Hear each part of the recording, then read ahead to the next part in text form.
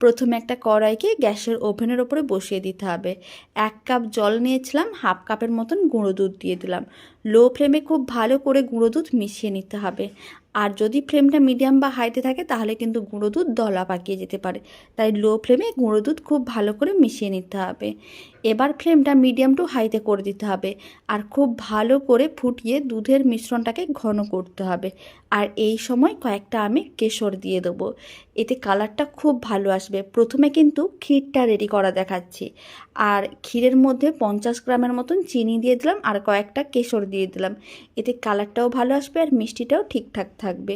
সমস্ত কিছু ভালো করে মিশিয়ে নিতে হবে। এবার মিশ্রণটাকে ঘন করে ক্ষীরে পরিণত করতে হবে। যেহেতু আমি ক্ষীরের চপ বানাবো তাই পুরটা ক্ষীর দেবো, তাই ক্ষীরটাই প্রথমে আগে রেডি করে নিচ্ছি। আর এখানে আমি কেশর দিয়েছি, আপনারা চাইলে দিতেও পারেন নাও দিতে পারেন, একেবারেই অপশনাল। কেশরটা দিলে কালারটা খুব ভালো আসে তাই আমি দিয়েছিলাম। আপনারা দেখুন মিশ্রণটাকে বেশ নাড়াচাড়া করে ঘন করে নিয়েছিলাম। এইভাবে আরও 2-3 মিনিটের মতন নাড়াচাড়া করে একেবারে ঘন শুকনো করে নিতে হবে, যাতে কড়াই থেকে আলাদা হয়ে যায়। ঠিক এইভাবেই ক্ষীরটা রেডি করতে হবে, তাহলে খেতে অনেক বেশি ভালো লাগবে। মিষ্টির পুর একেবারেই রেডি।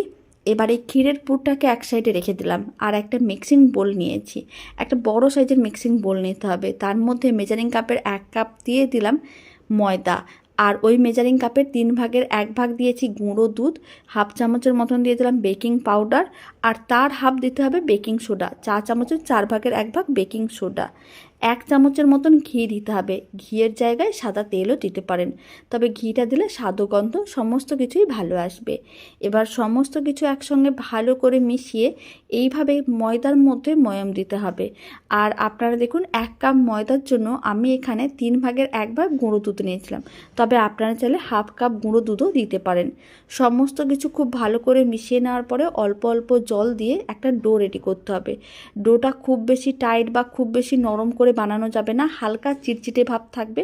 ডোটাকে ঠিক এরকম করেই রেডি করতে হবে, তাহলে মিষ্টিগুলো অনেক বেশি নরম তুলতুলে রসালো হবে, খুব ভালো করে চিনি শিরাটা শোক করতে পারবে। আর আপনারা ফার্স্ট টাইম বানালেও একেবারে পারফেক্টভাবেই বানিয়ে নিতে পারবেন। আপনারা দেখুন ডোটা কীরকম চিটচিটেভাবে রেডি করেছি। আর ডোটা এইভাবে 5 মিনিট রেখে দিলে খুব সুন্দরভাবে রেডি হয়ে যাবে, আর কোনো রকম চিটচিটে ভাবও থাকবে না। এবার চিনি শিরা রেডি করব, তার জন্য আমি পরিমাণ অনুযায়ী চিনি নিয়েছি 1 কাপ। হাফ কাপের মতন জল দিয়ে দেবো, ভালো করে মিশিয়ে নিতে হবে। চিনিগুলো মেল্ট হওয়ার জন্য অপেক্ষা করতে হবে। আর এইভাবে একটু মিশিয়ে নিতে হবে যাতে চিনিগুলো কড়াইয়ের নিচে আটকে না যায়। এবার চিনিগুলো মেল্ট হওয়ার জন্য অপেক্ষা করব। ফ্লেমটা মিডিয়াম টু হাইতে করে দিচ্ছি, এতে অনেক তাড়াতাড়ি চিনিগুলো মেল্ট হয়ে যাবে। আর গোটা 3 এলাচ দিয়ে দেবো, এতে ফ্লেভারটা খুবই ভালো আসবে। এবার ফ্লেমটা মিডিয়াম টু হাইতে 2 থেকে 3 মিনিট রেখে দিচ্ছি যাতে চিনিগুলো মেল্ট হয়ে যায়। আর এই দিকে 5 মিনিটও হয়ে গিয়েছিল। এখন আমি ডোটাকে আরেকবার ভালো করে মেখে নেব। এবার ডোটার থেকে লেচি কেটে নিতে হবে। আপনারাই দেখুন কত সুন্দরভাবে ডোটা রেডি হচ্ছে, আর কোনো রকম চিটচিটে ভাব কিন্তু থাকবেই না এইভাবে যদি ডোটা রেডি করা হয়। এখন বেশ কয়েকটা লেচি আমি কেটে নিয়েছিলাম, প্রায় 7টার মতন লেচি হয়েছে। এবার এই লেচিগুলোকে এক সাইডে রেখে দিচ্ছি। আর এদিকেও কিন্তু চিনি শিরাটা খুব ভালো করে ফুটে গেছে। এবার ফ্লেমটা অফ করতে হবে। যখনই দেখবেন চিনি শিরার মধ্যে একটু চিড়চিড়ে ভাব চলে এসেছে তখন ফ্লেমটা অফ করে চিনি শিরাটাকে এক সাইডে রেখে ঠান্ডা করে নিতে হবে। এবার মিষ্টিগুলো রেডি করে নেব। মিষ্টিগুলো রেডি করার জন্য প্রথমেই আমি লেচিগুলো কেটে নিয়েছিলাম। এবার যটা লেচি কেটেছিলাম সেই লেচির জন্য ঠিক তটা ক্ষীরের বল বানাতে হবে। ঠিক এইভাবে অল্প করে একটু ক্ষীর নিতে হবে, গোল করে নিতে হবে। তারপরে একটু এরকমই প্রেস করে চ্যাপটা করে নিতে হবে। আপনারা চাইলে গোল করেও রাখতে পারেন বা প্রেস করে চ্যাপটাও করে দিতে পারেন। তবে আমি এইভাবে বলের আকারে রেডি করে রাখছি, তাহলে মিষ্টিগুলোর মধ্যে পুরটা দিতে অনেক সুবিধা হয়। তারপর একটা লেচি নিয়ে নিতে হবে, লেচিটাকে গোল করে প্রেস করে চ্যাপটা করে নিতে হবে। যেইভাবে পুলি পিঠা বানায় ঠিক সেইভাবে একটা পুলি পিঠার খোল টাইপের বানিয়ে নিতে হবে। আর মাঝখানে ক্ষীরের বলটা দিয়ে দিতে হবে। আমি এখানে 7টা ক্ষীরের বল আগে থেকেই রেডি করে নিয়েছিলাম। একটা করে ক্ষীরের বল দিতে হবে মাঝখানে এইভাবে। তারপর খুব ভালো করে বলটাকে আটকে নিতে হবে যাতে ক্ষীরের পুরটা বাইরে না বেরোতে পারে। খুব ভালো করে আটকে নেওয়ার পরে আবারও একটু জল দিয়ে ভালো করে এরকমই সিল করে নিতে হবে, এতে ক্ষীরের পুরটা বাইরে বেরিয়ে আসবে না বা ভাজার সময় মিষ্টিটা ভেঙে যাবে না। তারপরে একটু গোল করে প্রেস করে চ্যাপটা করে নিতে হবে। সমস্ত ক্ষীরের চপ মিষ্টিগুলো একইভাবে রেডি করতে হবে। সমস্ত মিষ্টিগুলো রেডি করা হয়ে গেছে। এবার মিষ্টিগুলোকে ভেজে নিতে হবে। কড়াইতে পরিমাণ অনুযায়ী সাদা তেল নিয়েছিলাম, তেল ভালো করে গরম করে ফ্লেমটা একেবারেই লোতে করে দিলাম। লো ফ্লেমে বেশ কয়েকটা মিষ্টি গরম তেলের মধ্যে দিয়ে দিতে হবে। আর ফ্লেমটা লোতেই রাখতে হবে, নাহলে কিন্তু মিষ্টিগুলো ওপরটা অনেক তাড়াতাড়ি লাল হয়ে যাবে, ভেতরটা কাঁচা থেকে যাবে। তাই লো ফ্লেমে সমস্ত মিষ্টিগুলো এক একটা করে দিয়ে দিতে হবে। তারপরে 2 মিনিট পরে এইভাবে একটু উল্টে পাল্টে দিতে হবে। যখনই দুদিকই হালকা লাল করে ভাজা হয়ে যাবে, তারপরে ফ্লেমটা মিডিয়ামে রেখে মিষ্টিগুলোকে উল্টে পাল্টে বেশ লাল করে ভেজে নিতে হবে। এতে মিষ্টিগুলো দেখতে যেমন সুন্দর লাগবে, খুব সুন্দরভাবে রেডি হবে। এত সুন্দরভাবে রেডি হবে, এই মিষ্টি একবার বাড়িতে বানিয়ে খেলে দোকানে কিনে খাওয়ার প্রয়োজনও পড়বে না।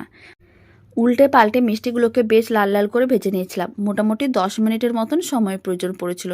আপনারা দেখুন মিষ্টিগুলো খুব সুন্দরভাবে রেডি হয়ে গেছে। এবার মিষ্টিগুলোকে তুলে যে কোনো একটা প্লেটের মধ্যে নিয়ে নিতে হবে বা একটা যে কোনো বোলের মধ্যে নিয়ে নিতে হবে। আর আগে থেকে আমি চিনি শিরাটা রেডি করে নিয়েছিলাম। এই ভেজে নেওয়া গরম গরম মিষ্টিগুলোকে একেবারে চিনি শিরার মধ্যে দিয়ে দিতে হবে। তারপরে কিন্তু মিষ্টিগুলো খুব ভালো করে চিনি শিরাটা সোক করে নেবে আর অনেক বেশি নরম তুলতুলে হয়ে যাবে। এখন মিষ্টিগুলো হালকা মনে হবে, কিন্তু এইভাবে 1 ঘন্টার মতন চিনি শিরার মধ্যে রেখে দেবেন, তাহলেই দেখবেন মিষ্টিগুলো ভালো করে চিনি শিরাটা সোক করে নেবে আর বেশ ভারী হয়ে যাবে। তার মানে বুঝে নিতে হবে মিষ্টিগুলো একেবারেই রেডি। 1 ঘন্টা হয়ে গেছে, এবার মিষ্টিগুলো তুলে চেক করে নিলাম। মিষ্টিগুলো বেশ ভারী হয়ে গেছে আর বেশ নরম তুলতুলে হয়েছে, খেতে ভীষণ ভালো হয়। আর এই ক্ষীরের চপ মিষ্টি একবার খেলে এর স্বাদ কোনো দিনও ভুলতে পারবেন না। এখন একটা মিষ্টি কেটেও দেখাচ্ছি। এইভাবে হাফ করে কেটে নিলে মিষ্টিগুলো দেখতে বেশ সুন্দর লাগে। আপনারা চাইলে গোটা গোটাও সার্ভ করতে পারেন, আর না হলে এরকমই হাফ করে কেটে সার্ভ করে দেখবেন, দেখতে আরও বেশি ভালো লাগবে। দারুণ স্বাদের ক্ষীরের চপ মিষ্টির রেসিপিটা আপনাদের কেমন লাগলো কমেন্ট বক্সে জানাতে একেবারেই ভুলবেন না। তো চলুন ভিডিওটা আমি এখানে শেষ করছি। আপনারা সবাই ভালো থাকবেন, সুস্থ থাকবেন।